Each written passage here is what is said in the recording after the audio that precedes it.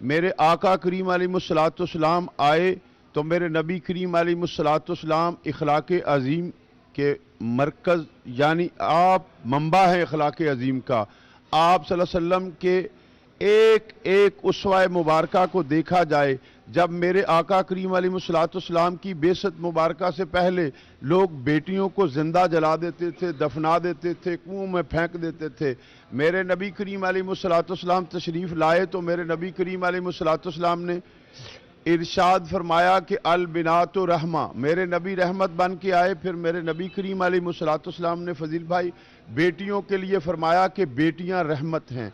फिर मेरे नबी करीम अलैहिस्सलाम ने वो हमें तरीका बता दिया, किस तरीके से कि आका करीम अलैहिस्सलाम जब जलवा फरमा होते, चूँकि आपने पूछा है कि हजूर की जिंदगानी मुबारका गुजारने के तरीके, हजूर ने किस तरीके से प्यार किया।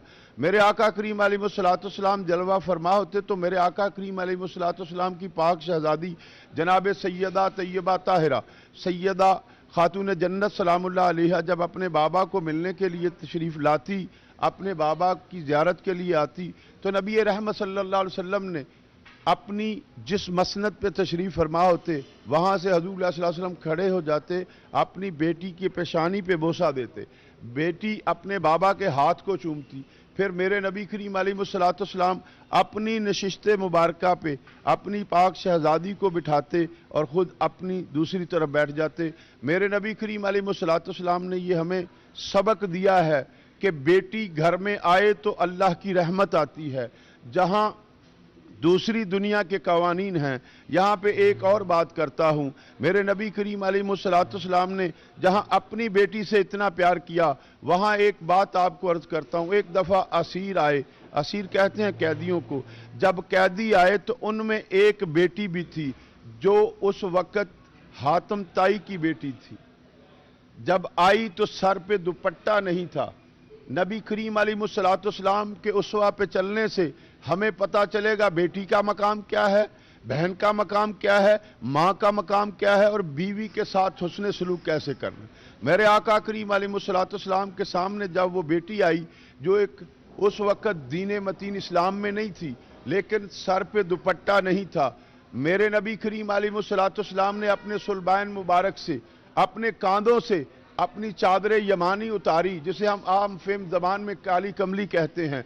हजूर ने अपनी चादर मुबारक उतारी और उस बेटी के सर पे रख दी। जब उसका सर ढांपा तो मेरे नबी करीम अलैहिस्सलाम के सहाबा किबार रिदवानुल्लाह ताला अलैहिम मजमाइन ने अर्ज़ की, या रसूलल्लाह सल्लल्लाहु अलैहि वसल्लम, ये तो काफरा है, इसने तो इस्लाम भी कबूल नहीं किया।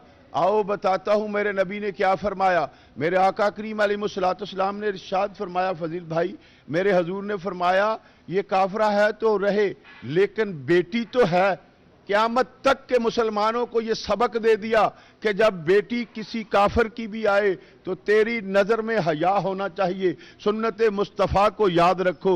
मेरे नबी करीम अलैहिस्सलाम ने हमें इखलाकियत का सबक दिया। चूँकि मेरे नबी से पहले जितने अम्बिया आए उनमें किसी को इखलाक हसना दिया गया, किसी को इखलाक करीम दिया गया। मेरे नबी करीम अलैहिस्सलाम को अल्लाह रब्बुल इज़्ज़त ने इखलाक हसना से भी नवाजा, इखलाक करीम से भी करीमा से भी नवाजा और इखलाक अजीम का तो आप खुद मरकज़ हैं, मंबा हैं। मेरे नबी करीम अलैहिस्सलाम को अल्लाह रब्बुल इज़्ज़त ने जो इखलाक करीमा है, सारे जितने 3 किस्म के इखलाक हैं, ये कंप्लीट मुस्तफ़ा जान रहमत पे हो गए। आज का उम्मती वही सही उम्मती है जो अपनी नज़रों को बदनिगाही से रोके, अपनी ज़बान को गीबत से रोके, अपनी ज़बान को दूसरे मुसलमान के लिए बुराई उछालने वाला न रखे। आज हमारे यहाँ एक बहुत बड़ी मुश्किल है, वो मुश्किल ये है कि हम आपस में बटे हुए हैं, हम में दराड़ें हैं, हमें इन दराड़ों को ख़त्म करना चाहिए।